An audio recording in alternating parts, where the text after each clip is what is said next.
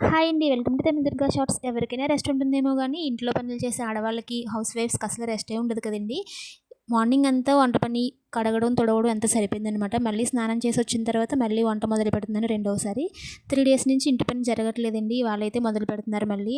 కరెక్ట్‌గా వస్తే గనక ఈ పాటికి ఇంటి పని అయిపోదును. వాళ్ళు అస్తమాను సెలవులు పెట్టడం వల్ల మధ్యలోనే పని ఆగిపోతూ ఉందనమాట. ఇంకా 3 డేస్‌కి రెస్ట్ ఇచ్చి ఇవాళ నుంచి అయితే మొదలు. ఇంకా వాళ్ళ కోసమైతే వంటైతే చేస్తున్నానండి. నలుగురు వస్తున్నారనమాట. ఇంకా బయటైతే ట్రాక్టర్లు అలా వస్తూ వెళ్తూనే ఉన్నాయండి. నిన్న మధ్యాహ్నం నుంచి మట్టి అయితే ఎక్కడికో తీసుకువెళ్తున్నారనమాట. మా చిన్ను ఏమో బయటికి పరిగెడుతున్నాడు. దానికోసం అని చెప్పి దగ్గరే కూర్చోబెట్టుకున్నాను. ఒక డబ్బా, ఒక గ్లాస్ ఇస్తే దాంతో ఆడుతున్నాడనమాట.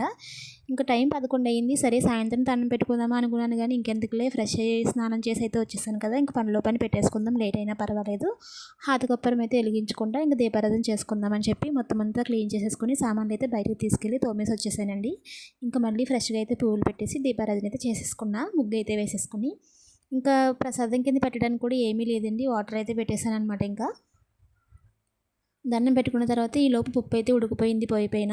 ఇంకా ఆఫ్ చేసొచ్చి ఇక్కడైతే చిన్న క్లిప్ అయితే తీసుకున్నాననమాట. మా చిన్ను అయితే భలే కలర్‌ఫుల్‌గా ఉందని చెప్పి అక్కడే నుంచొని చూస్తున్నాడు. సామి, సామి అని చెప్పి దండమైతే పెట్టుకుంటాడనమాట. దేవుడి సామాన్లు ఇవాళ నాకు మనస్ఫూర్తిగా అనిపించిందండి తోముతుంటే. ఎందుకంటే పౌడర్ అయితే తీసుకురమ్మని హస్బెండ్‌ని తీసుకొచ్చారు.